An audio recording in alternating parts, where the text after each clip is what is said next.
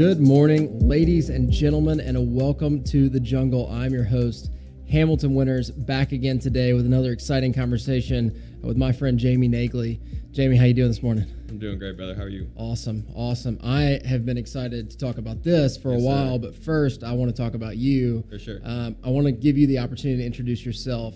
Tell us a little about who Jamie Naegele is, how we became acquainted, and kind of what brought you here today. Yeah, for sure. So I'm going to kind of start where I've been and how I kind of got here. So January 2019, working at a job that I hate. And so I kind of had a choice, like wake up every single morning and hate my life or find out what I wanted to do. Mm-hmm. And at the time it was hard because I was making a lot of money for someone who was 25. And so I ultimately made the decision to quit. Mm-hmm. I saved my bonus and liquidated my 401k just to figure out what did I want to do, mm-hmm. right? And so about 4 or 5 months later, it's May of 2019. I'm unemployed. I'm living in my dad's basement. I'm depressed. I'm sleeping 16 hours a day. I don't have any friends. Insecure about pretty much everything going on. Basically, everything was not working, right? And I was struggling with the question of who am I, mm-hmm. right? I couldn't figure that out. And since then, I've lost over 70 pounds. I've established multiple sources of income. I have my own place. I have friends from all over the world. And I'm the happiest I've ever been in my entire life. And so when you go through that kind of transformation in such a quick time frame, mm-hmm. you kind of have to ask yourself, well, what changed? And so I'm at a bar one night, and I have this epiphany. And this epiphany kind of brought together everything that I had been doing and learning, mm-hmm. and it boiled it down to just one word. And that one word was approval. And so I didn't realize this while I was going through it, but what I was doing was I stopped making decisions based on what other people thought of me, and I started making decisions based on what I thought of myself. Or in other words, trying to approve of myself. And so the next morning I woke up and I said, I'm going to write a book on this. And so that's what I did. It's called Who Are You? The Art of Being Yourself in a World Full of Masks. And it's set to come out this Tuesday on July 21st on Amazon. That's awesome. Yeah, man. There's a lot in there. I know, right? And, you're going to have to unpack that. Yeah, we'll unpack it. That's what we're here for. I'm pretty blown away just by what you told me in there, mm-hmm. In the office just now, and what you've told me here, which is I had this epiphany, and the next morning I woke up and I decided that I wanted to write a book about it. Yeah. And I don't think that's necessarily a typical experience. Sure. Tell us a little bit about that, what that experience was like between, I guess, the inception and the execution and then the overall completion, because it was a pretty short time span there. Yeah, for sure. So that was that was mid-October. And so basically, I woke up a little hungover, right? Mm-hmm. I was at a bar. But I was having lunch, and I was just thinking like, this is a lot of information just boiled down in that one word, and all that I've learned, and I can take this and I can help other people mm-hmm. kind of achieve that same sense of happiness that I had been creating.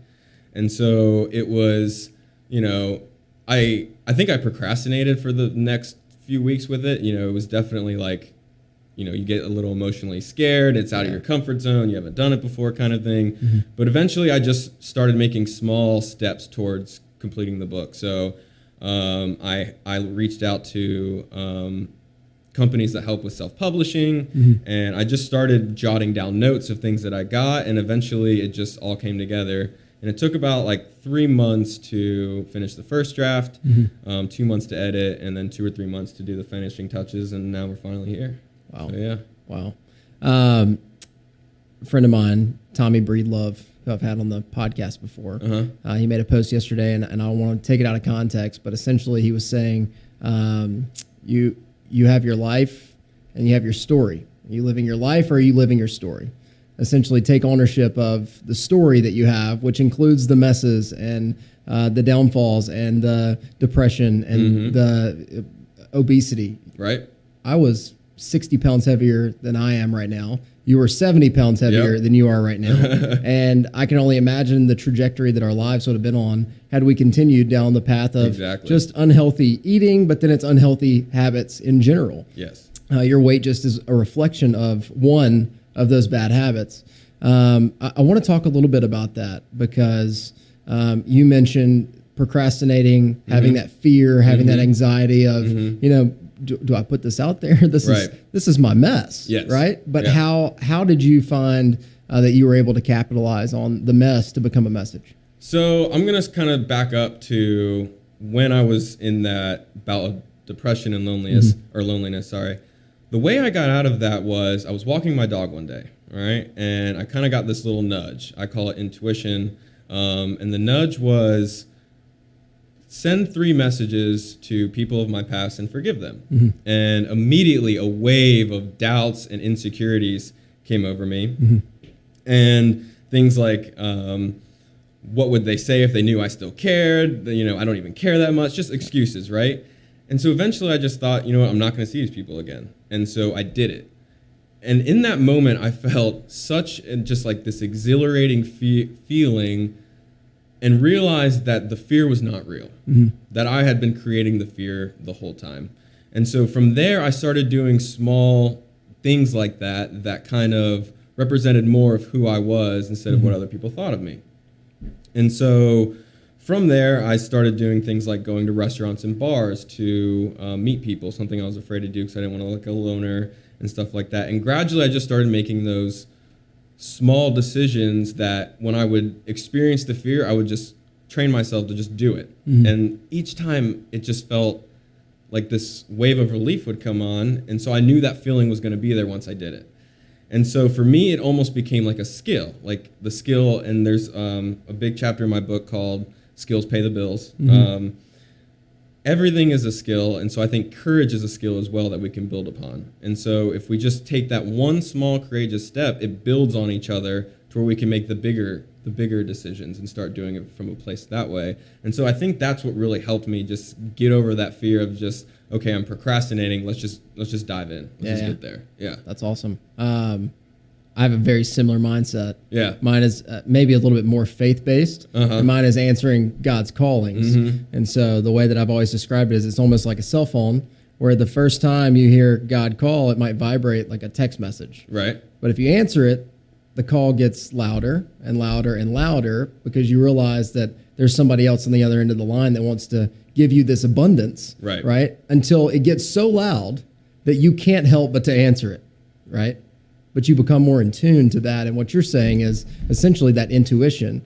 Once you swallow the pride of overcoming that fear, which actually wasn't there, the benefit of that far outweighed any of the fear that you thought was there to begin with. And I don't want to put words in your mouth, but essentially that's what I boiled what you just said down to say is the benefit far outweighed it. It became a skill that once you look past it and said, there actually isn't fear here. Right. There's opportunity. Yes. That it changed everything for you. Yeah. So to kind of piggyback on what you said, so it's been said that prayer is how we talk to God and intuition is how God talks to us. I love that. So it's you're right. It's like that cell phone ringing and it doesn't stop. And that's kind of like what I was experiencing with the messages. Like it was just me wrestling with it back and forth. Well, and then me almost wrestling with the intuition or what God was saying. And so you're right. It's, everything that we want to experience is outside our comfort zone. It's through outside of that fear. And so I think you're absolutely right. Yeah. That's I haven't heard it that way. Yeah. But I'm gonna steal that. To steal if it. you don't mind. No, I stole it from someone, so it works. Yeah. I just pass it down the line. Exactly. No, that's awesome. Yeah. What I guess in your history or in the past has really been a catalyst for this? Because I know you said that you went through this time, this valley, if you will, in order for you to come back up on the mountain. But somewhere there's a trailhead. And that's where your journey really began. Is there something or a series of events or something in your past that you can track back to and say, you know what, that's really where I started. It just didn't come to fruition until, the last year. And maybe it's a question that you can't answer or haven't thought about. I love you. I didn't plan any of these questions. Yeah, of course. This is just something in my mind. I'm thinking, over the transformation in my life, yes, I saw it when I was in, later in high school or in college. But that's not where it really started. Is there another starting point for this transition that you can draw back to? There was. So there's something that happened when I was in college. So in college, I was definitely about the frat style party life. And I had what's called, what I call like a spiritual awakening. Mm-hmm. And basically, if you've ever had one, it's basically a slap across the face. It doesn't feel good. Yeah. And so that really started this shift of changing kind of who I was. And basically what happened is I went through this period where I was brought up to who I could be. And it was like this vision of like, I just had this extreme sense of happiness and joy and love in my life. And it was for maybe a month or two. And then I started making the same decisions, and you forget about what got you there. And it brought me back down to where I was. And so it was kind of like, I felt like it was like God saying, hey, here's how you could live. Now try and figure out how you're going to do that. And that took about 5 years to kind of go to from the up. And it was more like a steady of just, steady treading water almost. And then all of a sudden you're starting to drown. And it's like, are you going to pick yourself up, or are you going to let yourself drown? And so that's in those moments, I feel like that's when we kind of shape who we are almost. That's those good. Defining moments. Yeah. That's good. Just the mental image that I had in my mind is a wrinkled shirt, and you don't iron the whole shirt at the same time. You iron one wrinkle at a time. Yes. And it is going to take time. Yeah. You got to put the shirt on the ironing board. You got to move it around a little bit. But once you're done and you've ironed out all of the creases, you have a shirt that you're proud to wear. But if you stop halfway through, half of a wrinkled shirt and the other iron just looks silly. Yes. So if you're going to start, iron the whole shirt. Right. Right? But Right. iron it one wrinkle at a time. And that's essentially what you're saying. It took you 5 years before you had a shirt that you really felt comfortable wearing in public. And tell me if I'm wrong with that metaphor. No, you're right. I think I've heard another metaphor like that from Les Brown. And he said the Chinese bamboo, which can grow up to 90 feet tall or something ridiculous. It takes 5 years for the Chinese bamboo to grow 6 inches off the ground. It takes 5 years. Now, you have to water it in a very disciplined cycle, or else it dies. Once it reaches that 5-year mark from that, and you start to see that 6 inches, in less than 6 months, maybe it was 6 weeks, something like that, it grows 90 feet tall from there. So basically what that tells, it's like the wrinkled shirt, but more in a sense where it takes 5 years to build a foundation of our habits and who we are and figuring that out. And then all of a sudden the growth starts to kick in. It's, for me it was about 5 years, but it can be shortened for most people when you have that mindset of trying to water on a consistent basis. I wasn't necessarily doing everything that I could to get to where I am until I had hit rock bottom. If we kind of think about trying to avoid rock bottom or trying to start just where we're at, I feel like we can make even faster leaps with usually with just other people's experiences, trying to find and learn from other people, what they've done, how they got through things, and just having that mindset of what can I learn from other people. That's good. The thought that I have in my head now after what you just said is, and I would love to credit whoever it is that said this originally. They said the majority of people ask God to deliver them to something or from something, but really God delivers you through something. Yeah. And it seems like he delivered you through this period. I do a lot of writing, and I'm actually working on a book myself. Nice. That's awesome. So maybe we'll flip this for sure. one day. But one of the statements that comes to my mind is, and this is very pertinent to today's world, you can't change the role that other people play in your life or the character they play in your life. The only thing that you can change is the character you play in other people's lives. And it seems like you've changed roles from who you were to who you are, and now that is a catalyst for who you want to become. And I want to talk to you about your business as a happiness coach and about how this is the springboard that might have taken you 6 months or to 5 years, if you really add it all up, in order for it to become a trampoline to where you could jump really any direction that you wanted to go. Yeah, so, gosh, there was a lot in there. I like that. Yeah. I guess starting off with the fact that, finding who we are is, I don't think we find who we are. We have to create who we are. But in order to create who we are, we kind of have to realize what makes somebody a person.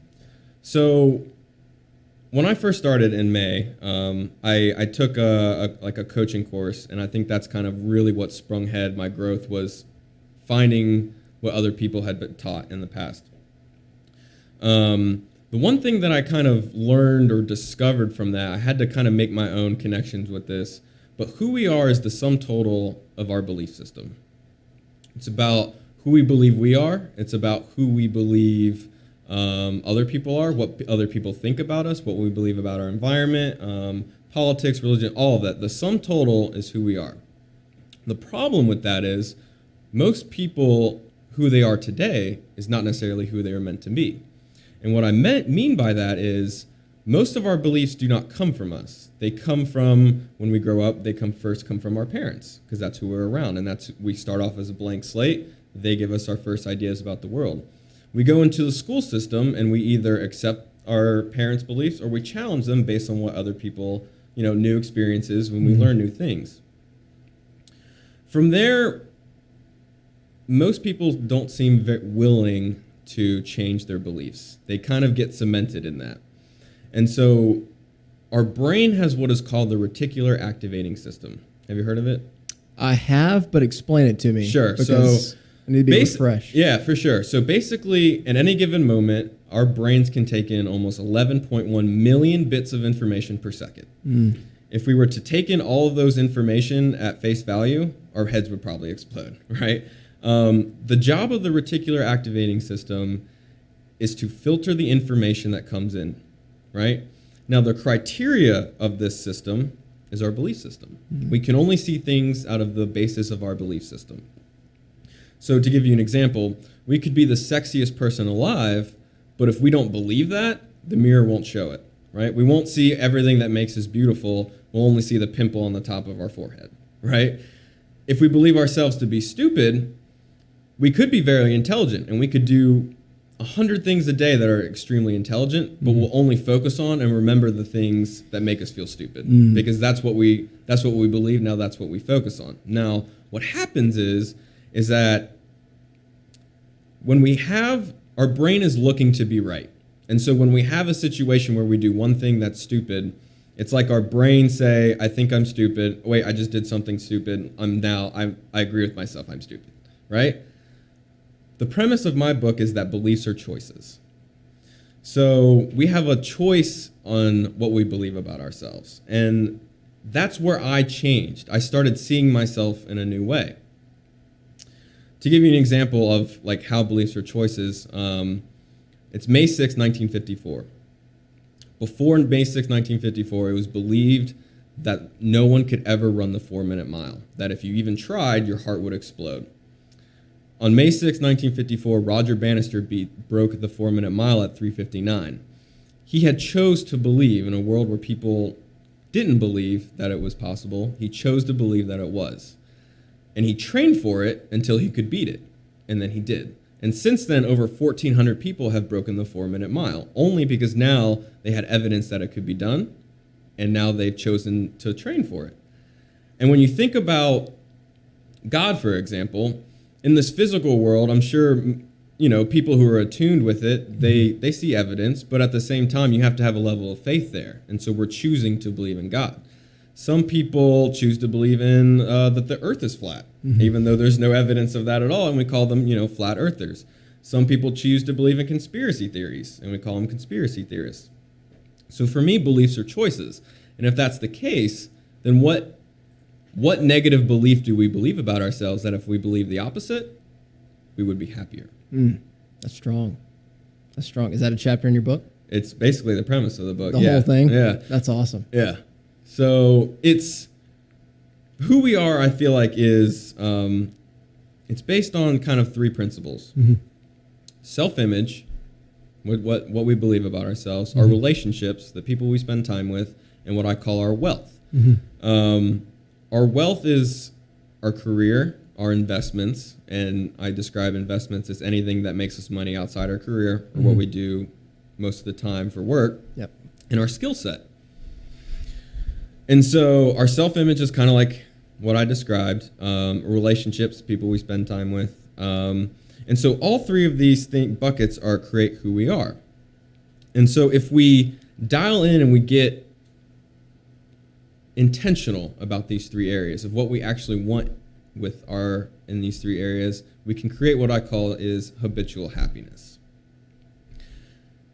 Happiness, for me, most people think that you have to be rich, famous, or popular in order to be happy, and that's what they strive for. But if we all just took a step back and think about the times when we are the happiest. We're usually the happiest when we are doing what we love, when we are around people who make us feel loved, or the third one is when we are in love with who we are, right? Or in other words, when we love ourselves. Mm-hmm. So the first two create what I call conditional happiness. And basically it's happiness that's outside of our control. So sometimes we don't always get to do what we love. Sometimes we have to do stuff that suck. But that, sometimes it moves us forward, sometimes it doesn't. It just depends. We don't always get to spend time with people who make us feel loved. And even if we are with someone who make us feel, or that we love, they may be angry, or maybe we may be angry at them, and they may be upset, whatever the case may be. We're not feeling love in those moments. Now, we may know that they love us, but knowing love and feeling love are completely different. Knowing can be all the time. Mm-hmm. Feeling is a moment-to-moment basis. So those two areas create conditional happiness. Habitual happiness, which for me is being happy most of the time, including when we're alone or when we're doing some of the stuff that may suck. Mm-hmm. That comes when we're in love with who we are, or when we love ourselves. And so it's all about, how do we love ourselves? Well, in order to love ourselves, we first have to be ourselves, because otherwise who are we loving? And in order to be ourselves, we must first know who we are. But in reality, it's more like we have to know who we want to be, because who we are right now is usually not aligned with who we want to be. And so the whole premise behind this book is, how do we set up our life in such a way that we believe positive things about ourselves? Then how do we find a friend base or a friend group or people who can support that image of ourselves? Because if we hang out with people who tear us down, that's just going to tear down our negative self. It's just going to create that negative self-belief again. And then it's, how do we find a career that we love and build a skill set from that? I think a lot of people think with the whole money, fame, and popular thing that they have to be a doctor or a lawyer or an engineer to be happy and to be rich. But I challenge that with, we all have a creative genius. And when I think back to a quote by Albert Einstein, and he said, everyone is a genius, but if you judge a fish by its ability to climb a tree, it will live its whole life believing that it is stupid. Mm. To me, that means the genius of all geniuses thought that everyone was a genius, right? So if we don't believe that we are a genius, it means the second quote is true, which is, if you judge a fish by its ability to climb a tree, it will live its whole life believing that it is stupid. And what that means is, growing up, our society has basically judged kids' intelligence based on, are you good at math? Are you good at science? Are you good at the school subjects? And if we aren't, then I think we don't believe we're as smart as some of the other people who might be. But we can have a creative genius in anything. We could be a creative genius as a mechanic who works on cars. We could be a creative genius at someone who swings a tennis racket, and we call them professional tennis players. We could be a creative genius at cleaning offices. Whatever it is that we love to do and are good at could be what I call our creative genius. And so the problem with that is people know what they love to do, they just don't think they can make money from it. Mm. And they think, I have a creative genius in cleaning offices. That kind of sucks because that's what I love to do. How am I going to make money from that? But there was a man named Bob Proctor who in the 1960s was making $4,000 a year as a fireman in 06 and wasn't going, as he described it, anywhere fast. Mm-hmm. A couple of years later, he's making millions of dollars per year in the 60s, owning businesses in Toronto, London, New York, Atlanta, and he was cleaning offices. That's how he started off. And so it's not necessarily our creative genius that's going to make us money. Yeah, it's adding other skill sets of business, sales, marketing, finances, all the networking, all these skills that if we can add with our creative genius, we can either build a business from it or a side hustle or partner with someone. And if you don't think you're good at those skills, or you don't necessarily, you're starting off, from the bottom, whatever it may be, you can learn from other people. You can hire people like Liger Partners to help you with that creative genius and to learn how to build the skills of business so you can enjoy what you're doing. I love that. And there's a lot in there too. There was I got on a roll. No, that was awesome. I feel you were talking about signing up for a TED Talk. I think we got it. Yeah, exactly. We got the TED Talk. To your point, you're not going to take a square block and shave off one of its corners to make it fit into a triangle hole. Right? You're going to find a square hole. Right. Or you're going to make one. Yes. Right? It's not intuitive, to use your own word, to cut off a corner of a square to make it a shape it wasn't meant to be. Perfect. Yep. So just to kind of wrap up that idea, but I love everything about what you said. I had a conversation with one of my fraternity brothers in college, and we went the whole night talking about how the most powerful thing in the world is belief. Yeah. People die for it. People live for it. People steal for it. People, any emotion, any action, it is all based around belief. And it seems like to me, your belief is your pair of glasses that you put on, and it filters out anything on the other side, regardless of whether it's there or not. Yes. You only see what your glasses allow you to see. Yes. And if you have a pair of glasses that doesn't fit your prescription, it could blur the image. I love that analogy. I love it. And it gave me a reason to put my glasses on. Yeah, there you go. But no, this has been great.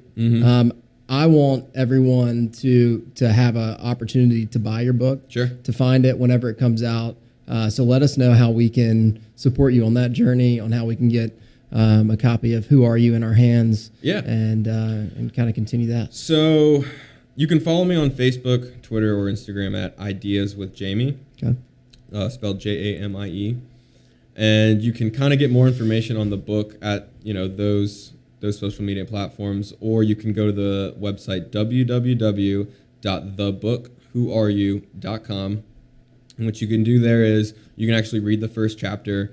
You can put your email if you want in the link. It'll send you the first chapter, and then on the date of the book launch, this upcoming Tuesday, July 21st, I'll send you an email with the Amazon link if you're interested in buying. Nice. Yeah. That's awesome, man. Yeah. Well, I appreciate you taking the initiative to come on the show. Yeah, for sure. And for being here in person, because this is like our first in-person interview in quite some time. It feels good to be back in the studio. Right? I see Isaac smiling over there. He's glad to be back too. And I couldn't imagine a better conversation than the one we've had this morning as a inaugural post-COVID type podcast. So I appreciate it, Jamie. Yes, sir. Thank you for having me. Absolutely. Yep. And for anybody watching in or listening in, you've been in the jungle with Hamilton Winters and Jamie Naegele, author of the book, Who Are You? Until next time, everybody, we've got a lot of information today. Good luck unpacking it. If you need anything, if you need any help, assistance, you know where to find Jamie. And we'll catch you next time in the jungle. Everybody have a great day and a great weekend as well. See ya.